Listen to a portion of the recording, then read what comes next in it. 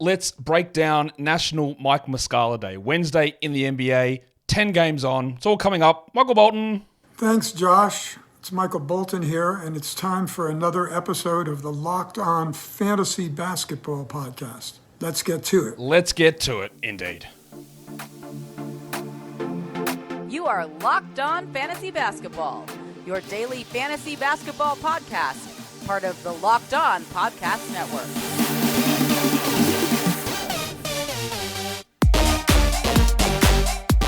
Hello and welcome to the Locked On Fantasy Basketball Podcast, brought to you by Basketball Monster. My name is Josh Lloyd and I have never been associated or affiliated with the Chinese Communist Party.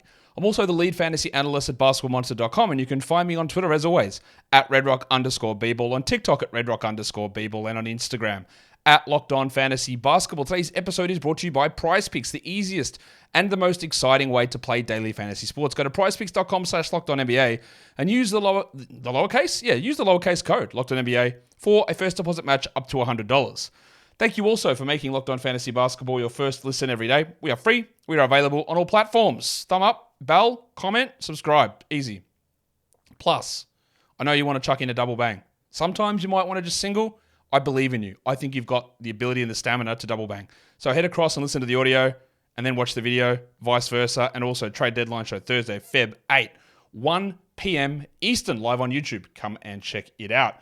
We've got 10 games on, so you know I'm going to waffle. So let's get into these games and talk about what we need to talk about. In fact, let's just go straight to the news. We did get somewhat of an update on Joel Embiid's knee, but that wasn't really an update. All we know that Embiid is out tomorrow, and then maybe in the next 24 hours we get more information regarding the MRI and diagnosis. I don't know what's going to happen here. I can't even give any sort of educated guess. Because when I do give educated guesses on injuries, it's because I see an injury or you hear a diagnosis of an injury, and then you understand the usual recovery for that. This was like, guy lands on knee. Like, okay, 6 months? A week? No idea. I don't actually know what the injury is. They haven't said there's damage to a ligament. They haven't said there's just swelling or bruising, nothing. I got no idea. So I don't know with Embiid how long it's going to be out. What I do know, as I featured on 2 shows already today, is you just grab Paul Reed and you figure it out later. We use him tomorrow. Deeper leagues, you add Mo Bamba or Marcus Morris. I go Bamba over Morris, but that's for deeper leagues. And then we figure it out. I don't know for Embiid. I couldn't tell you how long it's going to be because, again, I don't know the injury. I know there was already soreness in that knee, and now there's a hyperextension injury. If I had to guess the minimum, I'd say 2 weeks is a minimum. But I don't know. That's a complete guess.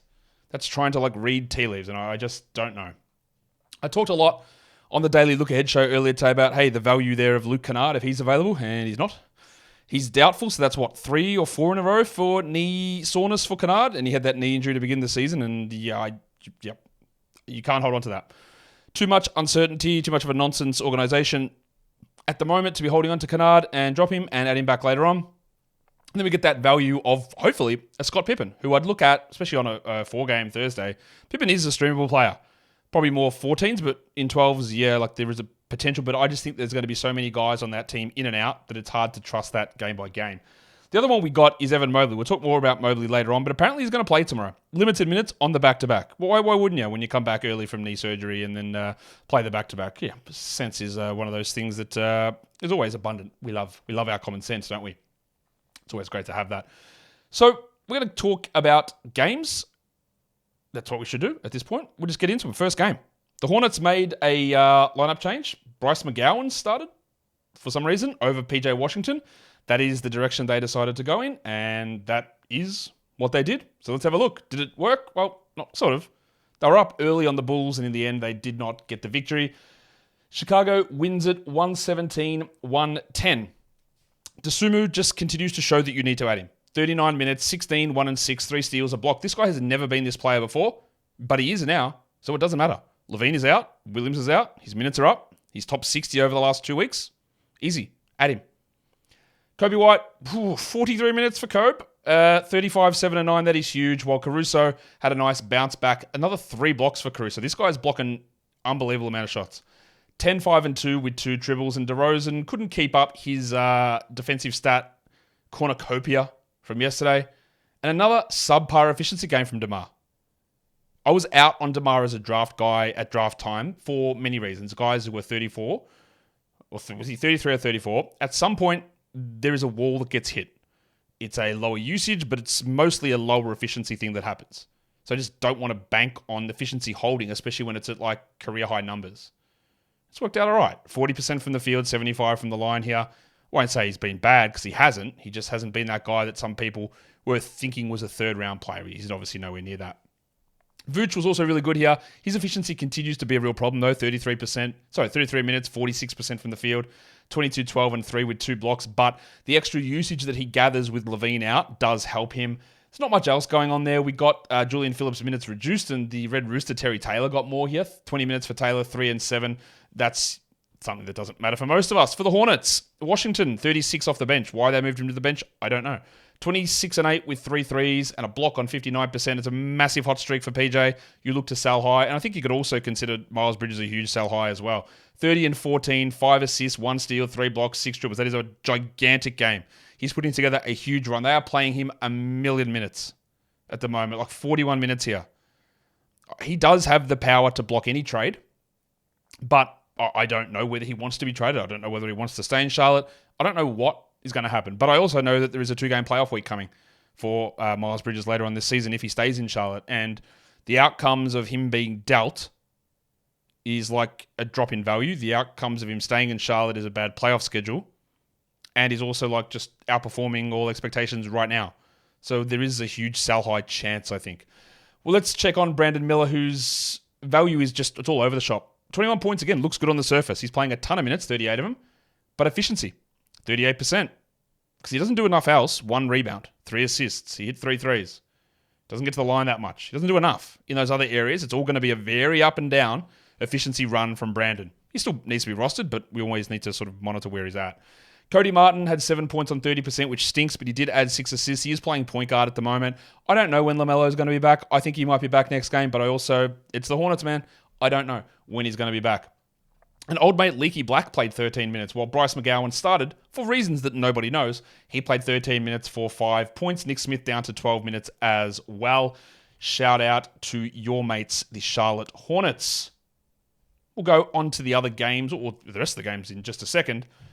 But today's episode is brought to you by PrizePicks. PrizePicks is the largest daily fantasy sports platform in North America. It's also the easiest and the most exciting way to play daily fantasy sports. Why is it easy? Well, instead of worrying about salary caps, instead of worrying about tournaments with thousands of people in them and pros in there really coming to take your money, you can go in and just take PrizePicks' money because it's you one-on-one against them. They put up player projections and you look at the number and you just say more or less. You put between 2 to 6 of those into an individual entry, and you can win up to 25 times your money back. Really straightforward stuff. You can also got their reboot policy. So if someone gets hurt in the first half and doesn't return in the second half, well, that player just gets rebooted. That is unique amongst DFS sites, getting that injury insurance. So go to PrizePicks.com/LockedOnNBA. Use the code LockedOnNBA for a first deposit match up to $100. That is PrizePicks.com/LockedOnNBA. The code is LockedOnNBA for a first deposit match up to $100. PrizePicks is daily fantasy sports made easy. Okay, let's go on to the second game of the day. It was the Clippers and the Washington Wizards. We did have some lineup changes here. Paul George was out with that groin injury, which is definitely not a problem. He's totally okay. He was out there. Amir Coffey started. And then Jordan Poole was announced as a starter. And then they said, actually, no, he's sick. So Bilal Coulibaly got the start in that one. And you reckon I might have something to say about that? Yes, I do. So let's look at the game. The Clippers win it easy, 125-109. I'll talk about the Wizards stuff in a second. For the Clippers, Harden is he's just rolling, man. 25, 9 and 5, 2 steals and 4 blocks. The annoying thing with Harden is we know he's a good fantasy guy. We just was like, when is he going to play in draft time? Like, when? When is he going to be there? Is he going to half-ass it playing for the Sixers? But no, he's just dominating. Like, this man is top 20 this season. Just huge stuff. Kawhi, 31 and 9, 4 steals and a block. Also dominating stuff. You could have got both of these guys in the 30s of drafts. Huge W's. We also got the Farmers Union stepping up. Coffey, in his start for George, played 21 minutes, had 17 points. I wouldn't rely too much on that. The Cockroach played 19 minutes, he had 5 and 11. Mason Plumlee, this is not a 12-team league player. Unfortunately, get that garbage out of here! Nor is Daniel Tice, who had 4 points, nor is Russell Westbrook, Get that garbage out of here! who played 21 minutes and had 9, 3 and 7 on 36% from the field and 50% from the line. Again, you don't need to roster Russell Westbrook, who is apparently, according to our advanced roster percentage, 96% rostered in 12-team leagues. Guys, what are you doing? BJ Boston, 27 minutes. I like BJ. I actually did not mean that, but yeah. I also like Brandon Boston, 12 points in 27 minutes, steal, block, 3. It's great. I think he's a good player. It's just impossible to find minutes. Maybe there's a little bit of something here in those deeper formats where BJ gets a little bit of a run if George is out. I don't know if George is going to be out. They've got a pretty easy schedule coming up here. I believe they have the Pistons and Hornets coming up. Maybe not in that order. So just keep an eye on that. While Powell is a stream guy, 14, 7, and 3. For the Wizards, like I said, they announced Jordan Poole in the lineup and then they said he's scratched due to an illness. This is where I just say it's ridiculous. I've got no problem with... Well, I've had a lot of problems with NBA injury reporting. They just will not take the easiest solution to this problem. They won't take it. And I don't know what the problem is. I don't know why they don't do it. But I've got no problem if someone's out there warming up and they sprain their ankle. You go, okay, what can I do about it? Like, we do it, we make the change, we take a fine that's associated with that. All that is cool. There is zero chance that Jordan Poole was fine. They get there 5 minutes before the game starts. Like, literally, the game's supposed to start at 7, and it was at 7:05 that we get the notification. There is zero chance that Jordan Poole goes, actually, I just all of a sudden feel sick. Did he get a migraine come on? I've never heard Jordan Poole suffers from migraines. I guess there could be... Now, I'll be fair, right? There might have been something else. Maybe he got diarrhea just hit him out of nowhere. He ate something bad before the game, and he like legit Paul pierced. That's possible, right? Or maybe it was a mental health panic attack. That is also possible. So I do apologize if those things happen because they can happen. But otherwise, it seems ridiculous, especially when they go, it's a non-COVID illness, which, again, would suggest that you are talking about an upper respiratory tract infection, which doesn't just go, I'm totally fine. Oh, I'm so sick. Like that doesn't happen. So I don't know what the story was. I'll also ask you this, because I tweeted this out. Every time something like this happens where there is an injury that you don't see happen on a court or an illness or a late scratch, the response is from multiple people everywhere. Is this a trade? Trade coming? He's getting traded, yeah? This is a trade, right? That gets asked every time. Every time I say no, and every time I am correct. Because I'll ask you the question, when has that ever happened? Ever. When has it ever happened? And before Harrison Barnes, that is not what happened. DeMarcus Cousins, that is not what happened. Someone said Josh Hart, that is not what happened. Marc Gasol was a close one, right? The Grizzlies scratched him before he got traded to the Raptors. And as JB Bickerstaff was going in for the press conference, Shams tweeted Marc Gasol is being held out of this game as they finalize a trade discussion to send him to Toronto. And they asked JB, and JB said, not going to comment on why he's out. Right, but that wasn't one of those ones where they said, again, my thing is out ankle injury, out illness, out personal, and then a day later we find out that it's because he got traded. Maybe I don't remember, but I cannot remember a single instance of one of these injuries popping up, illnesses popping up, personals popping up on a injury report, and it's because that player is getting traded straight then. Prove me wrong. Drop it in the comments. I don't recall a single time that has ever happened. And when we do find out that it has never happened, again, I don't think it ever has, hopefully we can stop all this. Anyway, Bilal played 37 minutes. That's really interesting. 9, 4, and 2, 1 steal, 2 blocks. But what's really intriguing is he took 16 shots. I didn't think that Bilal will be able to take that many shots. Kuzma had 22 and Bilal had 16. That's really interesting. So does it just need one person gone for Bilal to be a 12-team league guy? Week and a half away from the deadline? Or not a week and a half, 8 days. If you want to stash him, do it. That's it. I didn't think that would happen. Interesting. Gafford continues to just be unbelievable with defensive stats. He only played 22 minutes here, Gaff. He had 6 and 8 with a steal and 5 blocks, and Bagley didn't take up the minutes. They played small. Bags had 10 and 8. I don't think Bagley is a 12-team league player. You've heard me say that many times. And we kept an eye on Deni Avdija minutes watch, and again, 26 only. And that's with Bilal starting next to him instead of coming behind him. Giggity. 13 and 5 for Denny with a 111. He is definitely moving into drop zone. Tyus Jones had been playing well. Obviously, he stunk here, but interestingly, he's 122nd over the last 2 weeks. Really downturn stuff for him. I do think there is a risk of a trade coming, which will almost take him for sure out of 12-team discussions. 4, 4, and 7 on 22%. And Kuz had 27 and 2. That is a Kuzma line, but at least he was really efficient, which is not something we can always say. Not a lot else going on there. More minutes for Kispert with Poole out, 16 points in his 27 minutes. So the next game that we had up was the Detroit Pistons and the Cleveland Cavaliers. The Pistons were able to keep this one relatively close, which is good for them. We had a couple of lineup changes in this one we've got to talk about. Isaiah Stewart was out, so they decided that it would be a good idea to start Mike Muscala, not Kevin Knox, not Asar Thompson. Cade was back, so that meant Killian Hayes went to the bench, and I got part of that right. I said Killian was going to be out of the rotation really soon. Soon was today. And then for the Cavs, Darius Garland returned, and Isaac Okoro was out of the lineup. So Garland started, Okoro was out. Cool. We got that happening, and we'll talk about the game now. 121, Detroit, 128, Cleveland. They started Muscala. He lasted 4 minutes. He hit a three, and he was done for the night with a head injury. So in the second half, did they go to Kevin Knox, who they'd been starting? No. Did they try to get Asar Thompson in there? No, absolutely not. They started the Italian cock Danilo Gallinari, who had 23 minutes, 20 points and 4 threes, and Monty Williams said something really troubling after the game. Man, I love Gallo. He's really good. He's awesome. I can't wait to play him. Oh, no. Are we gonna? Oh, no, we're not, are we? We're not going to have Gallo in there, are we? Anyway, that's a good game from Gallinari. He's a really good player. He shouldn't be on a team this bad. You're not adding Gallinari, but you're watching to see what happens. Cunningham returned, 19, 2 and 7, 2 steals and a block, W. Jaden Ivey, 29 minutes, 14, 1 and 4, 2 steals and a block. Bad from the line again, weirdly, but good field goals, and good to see the numbers next to Cade. Still not sure that Ivey is a 12-team league must roster with Cade back. But as I said, Killian out of the rotation. They went with Sasa and Morris over him. Not that we're rostering any of them. Passport legend Jalen Duren was pretty mid here, 10 and 9, while Bogdanovic had 17 and 4, and Kevin Knox played 20 minutes, and Asar, 18 minutes. 4 and 6, 2 steals. I don't know what has to happen for Asar Thompson to be a 12-team league player. New coach? Because we had no Stewart in this one, and Thompson couldn't get in. Do we need Bogdanovic to go as well? I don't think it's going to happen, unfortunately, until we get to maybe late March.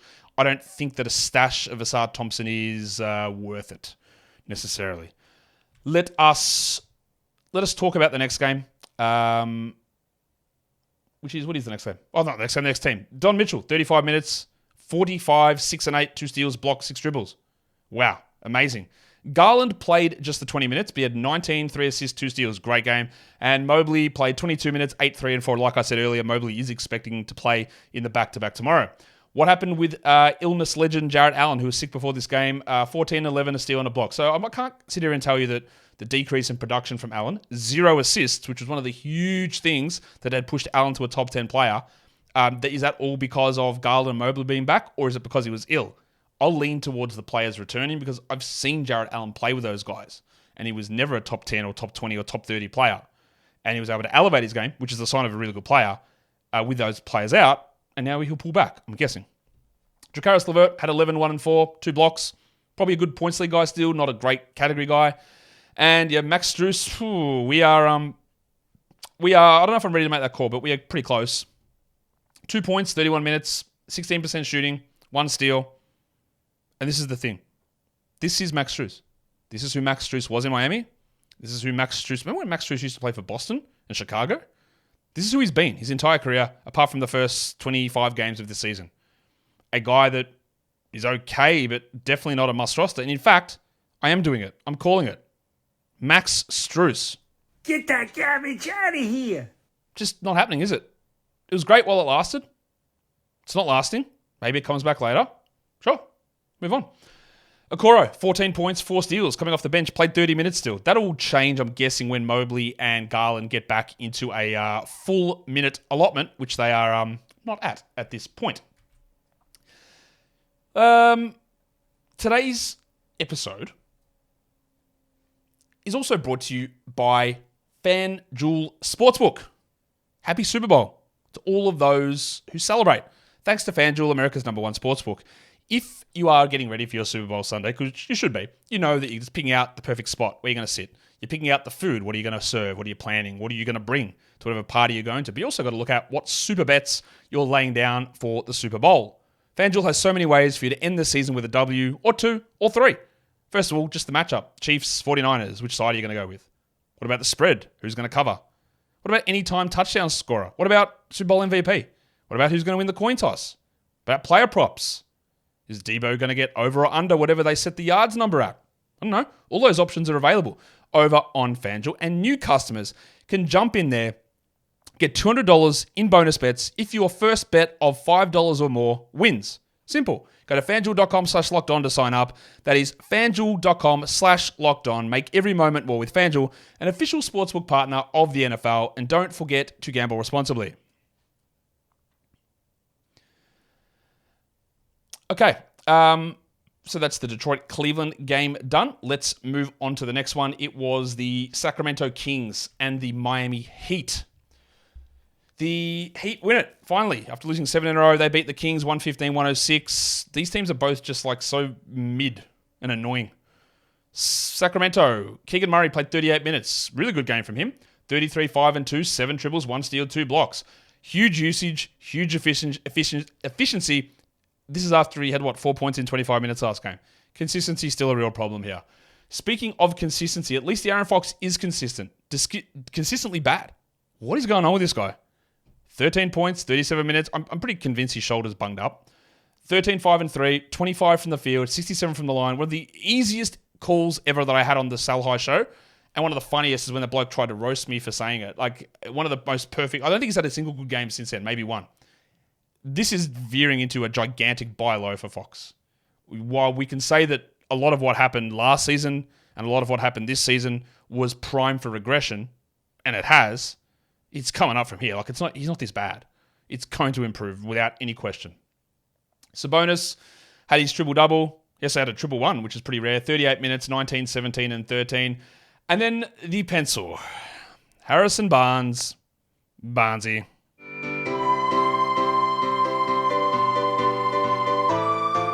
Who would have thunk it that Barnes would have 9 points on 31% with no threes and no steals and no blocks and be ready to be jacked off? Get that garbage out of here. Yeah, we've seen it. For 5 years of him not being a 12-team league player. He had a hot streak of 3 games. Move on. Fanta Pants.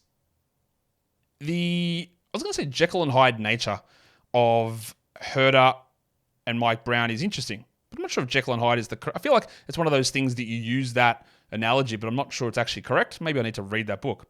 I won't. Anyway, this man was getting benched. So Chris Duarte could start.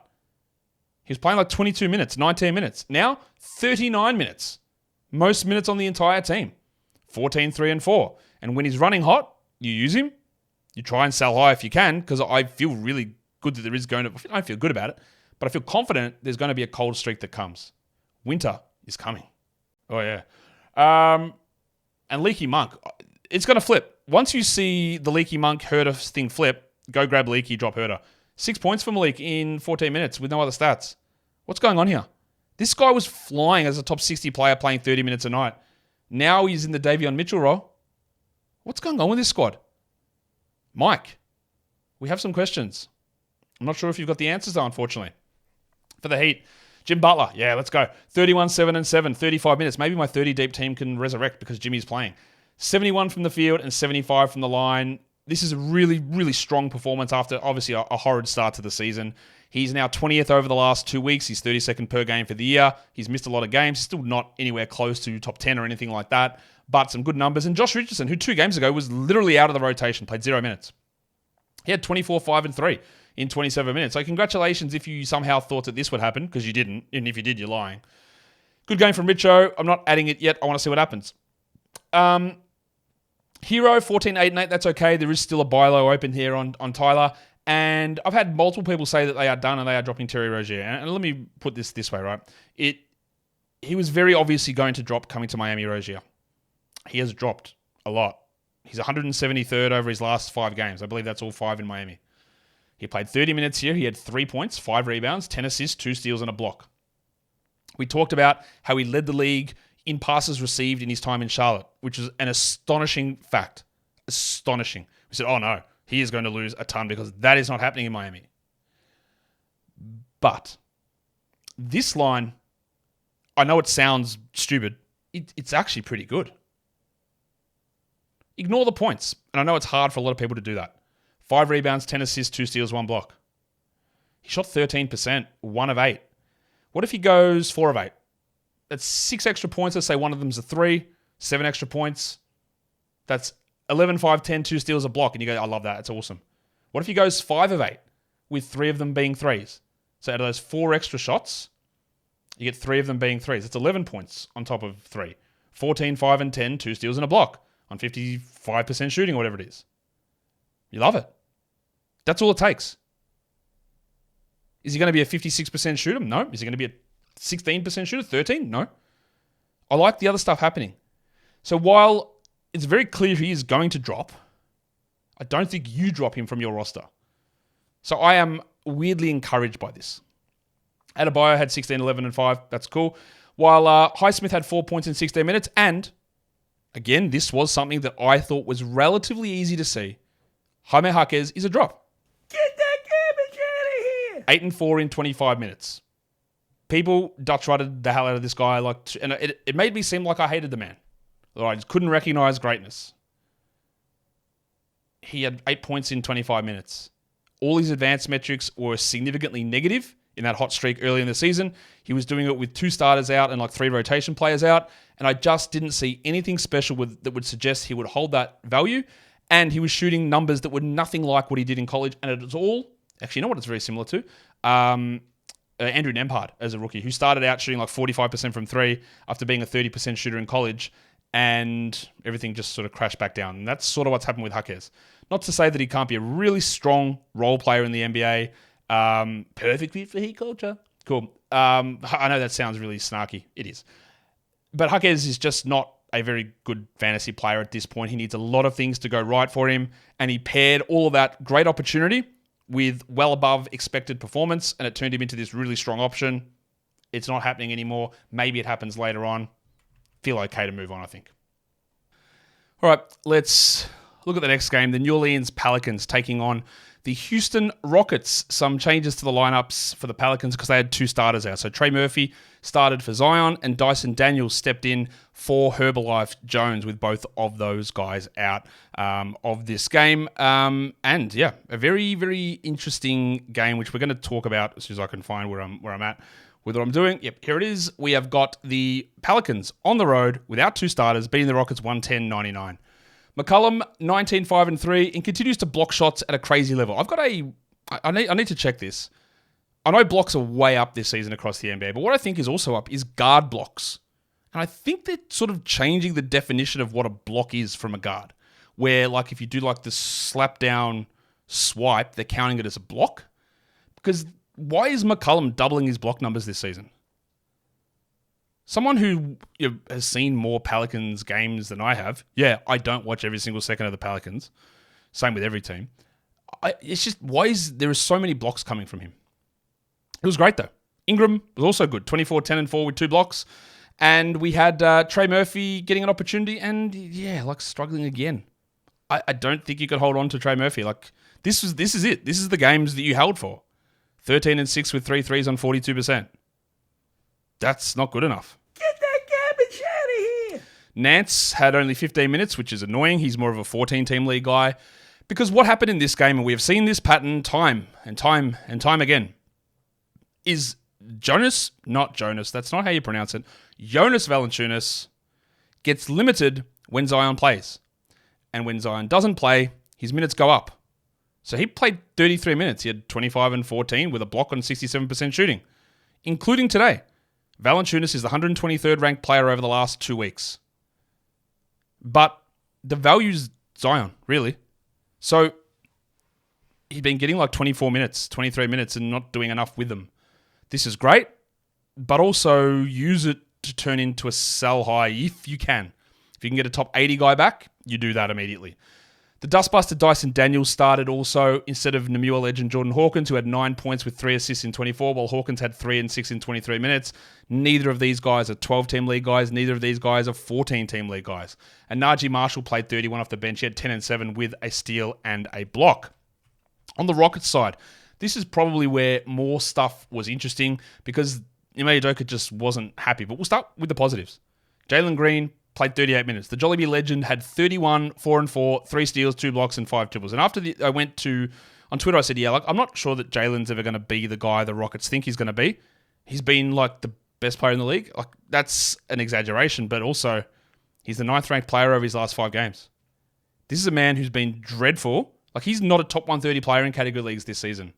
He's flying. I'd tell you it's a sell high because it is, but no one's buying into this. This is crazy what he's doing. He is just putting up dominating performances. Defensive stats, threes, big minutes, efficiency. I worry that it falls off, but this is like a snap your finger, everything change moment. I don't really know what happened. Freaky Friday. VanVleet had 16 with 5 assists and 2 steals, and Şengün had 10 and 10 with 5 assists and 2 steals. Not his best game. He was benched at the end of the first half. Speaking of benched, do you reckon this guy might be the dud of the night, Jabari Smith?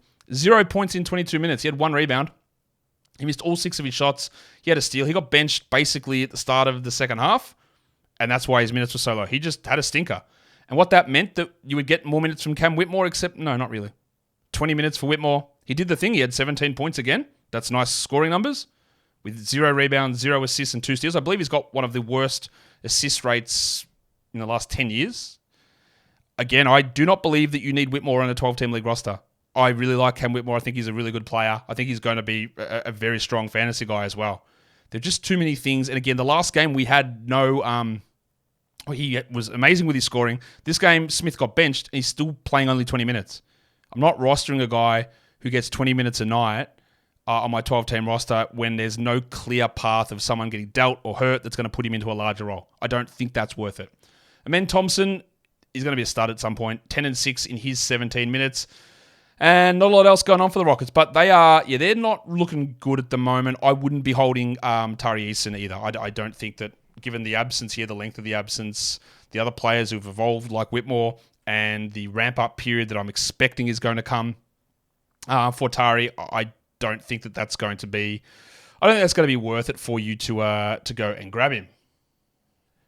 Let's go to the next game. The Dallas Mavericks and the Minnesota Timberwolves. There were some lineup changes here for Dallas due to injuries. We know that their preferred starting 5 was all injured, so Jaden Hardy stepped in and started for Luka Doncic, and they actually went with Rashawn Holmes over Derek Lively, who's out with that fractured nose. Lively might be able to return next game. It also appears that Kyrie Irving could be ready to return. I expect that Doncic is able to return next game as well. So whatever we talk about here with the Mavs, I'm not sure how much it actually matters. The Wolves predictably spanked them, 121-87, the final score here in this game. Rashawn Holmes sort of brought back the old Rashawn Holmes, but also look at this. He played 30 minutes and he only got 11 and 10 with 2 blocks on 67% shooting. I wouldn't rush to grab. Jaden Hardy, 15, 2 and 2. Interesting 1-game stream. Move on. Tim Hardaway, well, actually one of his worst games. 14 points on 16 shots with 2 threes. Grant Williams. This guy has had, I think, 5 combined points the last 2 games. 25 minutes here, 2, 1 and 1. Just a horrid fantasy player. Horrid. And there's not much else going on. We had 15 minutes to AJ Lawson, 20 minutes to Olivier Maxence-Prosper, 14 minutes for Dwight Powell. You can just throw this out. Josh Green had 18 points in 29, but Irving, Doncic, Lively, I think they all return next game. Exum and Jones might be back, so none of this matters. I don't think any of it matters at all. And for the Wolves, Towns continues to play really well. 29 and 9, 4 threes, 31 minutes. Conley returned, only needed 25 minutes. 10, 4 and 3, a steal, a block, 2 triples. Someone's already asked me, do we go and drop Conley now? What? No. No? What? No. Not at all. Goose. Not a good game from Anthony Edwards. They didn't need a good game, but he was like not interested. 9 points, 5 shots, 5 rebounds, 5 assists. And I tweeted this out again today, but I'll tell you what I said here. Is I was listening to the Low Post podcast. Zach Lowe was talking to Chanae. I'm going to Mike. I think that's her name. I think that's, talking to her about the Wolves, and he said something which you know that I have preached a million times. And I have never heard anybody in mainstream media, which I'm not, but Zach is, talk about this. He's like, we can talk and we watch Anthony Edwards and we go, he's awesome, that's great. And Perk can come out here and say, yeah, he's the next Michael Jordan. So as soon as Perk says this, well, that's clearly not true.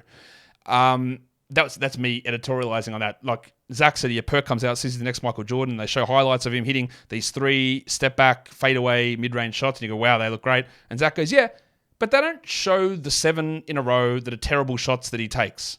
and they don't show the times where he passes up an easy look to take this ridiculous contested shot, or that he misses an easy read. They don't show those things, which is exactly what I've said a million times to everyone here, and I dubbed it.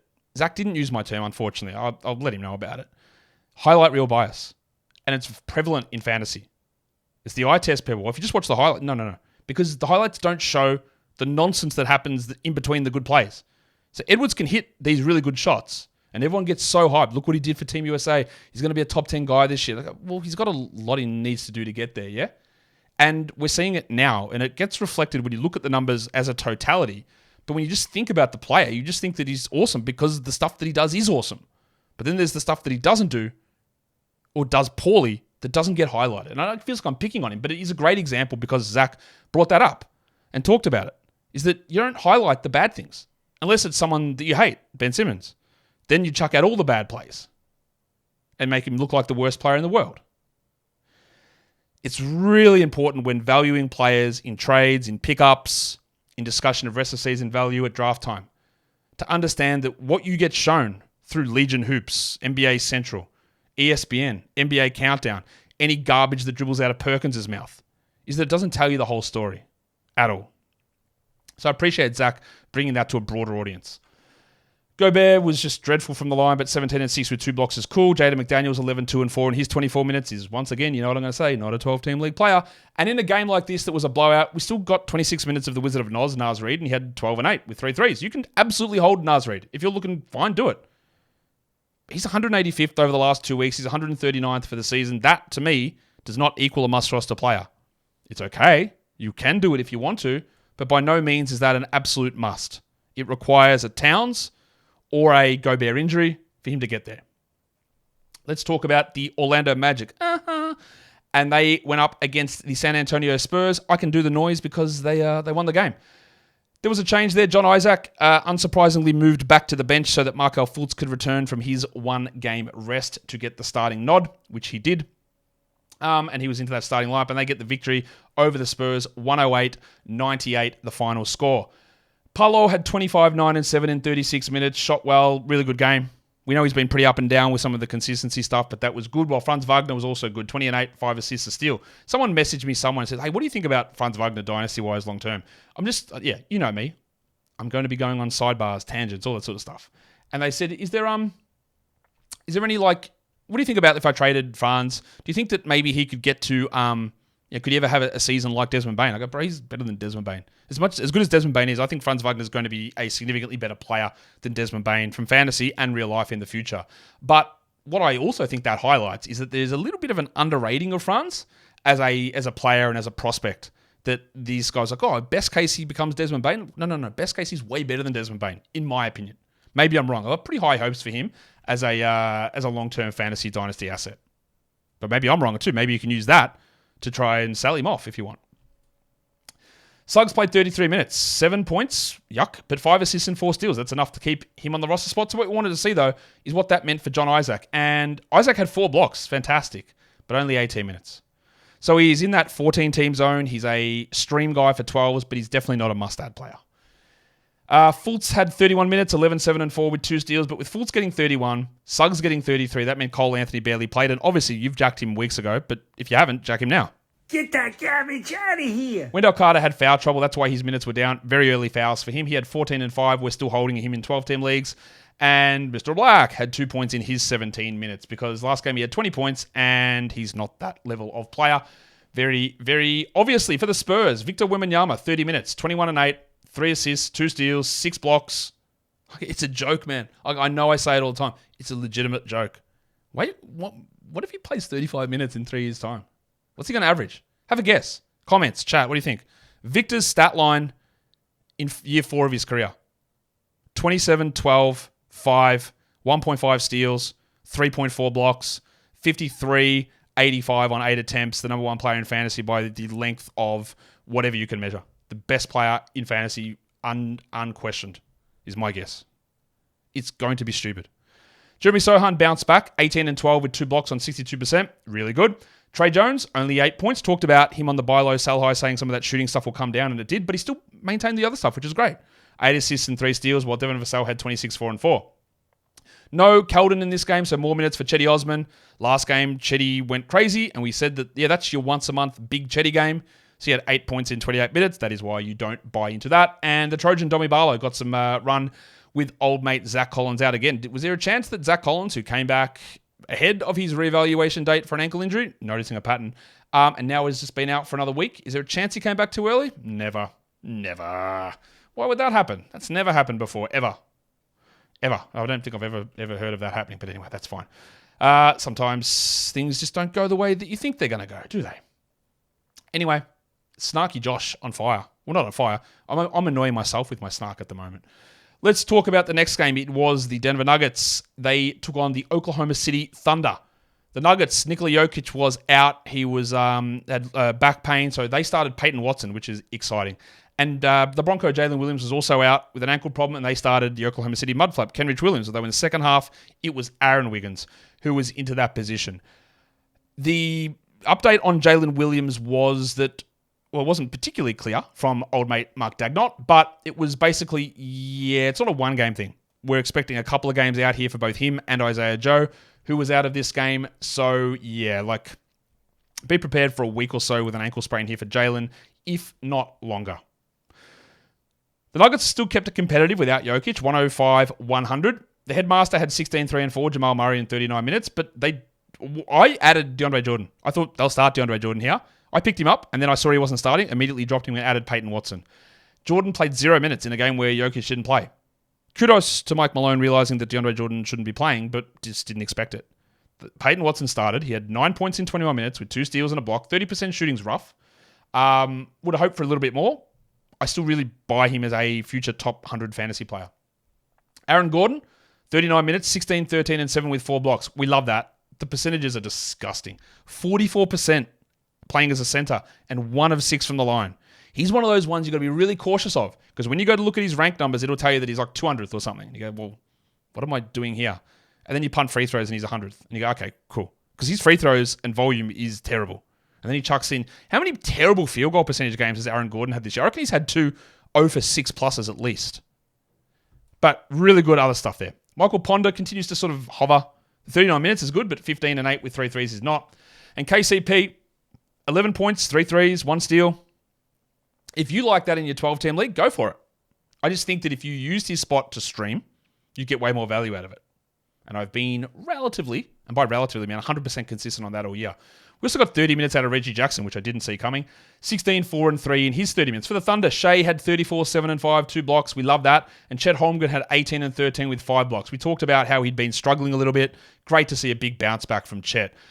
Aaron Wiggins, the guy I think is just good. I'm not sure how good he's going to be in fantasy, but I've had questions 2 days in a row about him on the live streams saying, hey, what do you think his long-term value is? And my thing has always been, I think maybe peaks at top 175. 12 and 4, 25 minutes, 2 threes. He's just amazingly efficient. Maybe 175 is not high enough, because over the last 2 weeks, he's 166th in 19 minutes. I wouldn't be shocked if Aaron Wiggins started next game instead of Kenrich Williams. And that would make him at least a 14-team ad. Joshy Giddey, yeah, still not doing it. 18% shooting, 8, 9, and 5. If you're in a 10-teamer, you can jack him. Get that garbage out of here. And Lou Dort, this guy, man. 7 points, 27%. Absolutely not a 12-team league guy. And Kaysen Wallace isn't either. Kaysen played only 20 minutes. He had 5 and 2. He'd started nearly every game that a starter had been out, except this one where they went with someone else instead of Jalen Williams. So, yeah, you don't need to be rostering Kaysen Wallace. I thought there was a chance that he would start. He did not. We also got 17 minutes out of Vasily Micic, who had 12, 2, and 5. I wouldn't read too much into that. But Wiggins is the guy that I am keeping my eye on there for the Thunder. All right, let's go on to the next game. The Phoenix Suns, Kevin Durant, return to take on the Brooklyn Nets in Brooklyn, and they get the fairly comfortable victory there in the end. Grayson Allen was out for Phoenix, so Eric Gordon stepped into the starting lineup, which was what we expected to happen. And yeah, it was a pretty easy win. They win 136-120, the final score there. On the Phoenix side of the equation, Durant had 33, 5, and 8 with 2 blocks. Nurkic was amazing. 28, 11, and 6, 30 minutes, 2 blocks. He'd obviously been trending down a little bit before this game, but that's huge to get that back. While Booker had 22, 3, and 8, 2 steals and a block. So big games from those 3. What about Beal? Yeah, nah. 37 minutes, 12, 4, and 5. I still maintain that there is a big buy low here because I just don't believe that Bradley Beal is this poor of a shooter. Low usage? Sure. He might be that guy. But not this bad of a shooter. Because it has not been good, obviously, this season. Really, really bad. Eric Gordon had 17, 2 and 4 in 32 minutes with 5 threes. As long as Allen is out, which I don't know how long that'll be, Gordon is going to be a 12-team streamer. And of course, with Nurkic playing 30 minutes, we only got 18 minutes out of Drew Eubanks. The reserve minutes went to Okogie and Bates Diop. And Okogie was all right, 11 and 7, but I'm not going to read too much into that. On the net side of things, what's happening here? No Ben Simmons, obviously, with a knee issue. Lonnie Walker played 31 minutes. He had 19, 3 and 7 with 4 steals and took 16 shot attempts. That's a lot. Now, that's with Simmons and Finney-Smith out, but that's huge. And that is eye-opening. I don't think that we need to add Lonnie Walker. But if he's going to play that many minutes, you've got to be interested. The thing is, though, you look at everyone else's playing time. And they all sort of played their normal minutes. So when Simmons plays and when Finney-Smith plays, how much does Lonnie get? I don't mind a deeper league ad. Not sure it's a 12-team, but that is a huge game. Thomas was great again, 33 minutes, 25, 2 and 4 with 2 steals. Really efficient. I'd always, and by great, like he was still a minus 11.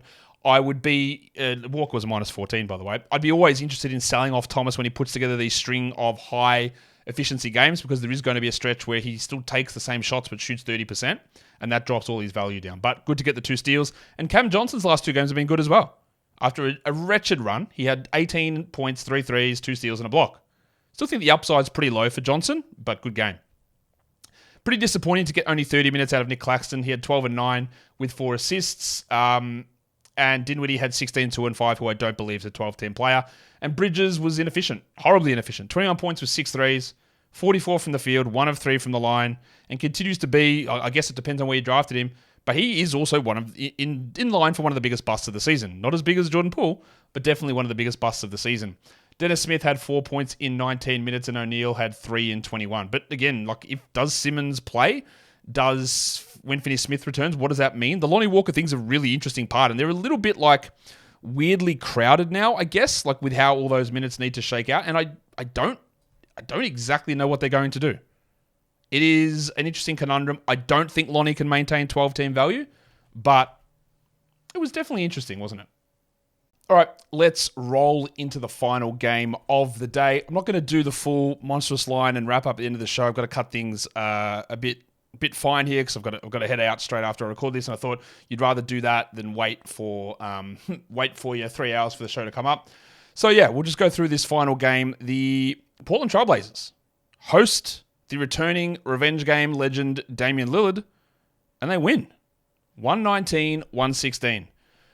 Let's talk about Lillard, who had a non-revenge gamey 25, 6 and 7 in 40 minutes and shot 39%. The struggles of this shot continue this season. Is it a scheme thing, a coaching thing, a Giannis thing? Because he's not this shooter. That's the problem. Is that everything would be fine if he just shot normally, and I don't know why he's so bad at it. But like I talked about earlier with DeRozan, players at age 33, 34, at some point, there's just a big hit. Has it happened to Lillard? I don't think so, but I don't know. The results would say otherwise. Middleton played 34 minutes, 21, 2 and 8. Lopez was strong across the board, 19, 4 and 3 with 2 blocks. Yanni did his thing, 28 and 4 with 3 steals and a block, and was bad at the line as usual. And the 2 guys who we're always wanting to pay attention to, Leaky Beasley, 29 minutes, 7 and 6. That's droppable. Bobby Portis, 11 and 6 in 22 minutes. That's droppable. But wait, because they're the only team that plays across the Saturday-Sunday back-to-back. So while Leaky Beasley's not a hold, while Bobby Portis is not a hold yet, Portis is rostered in a absolute ton of leagues. Don't know why. Hold them for now, because they play the Saturday-Sunday and nobody else does. So if you're looking for those 2 games, you get them in there.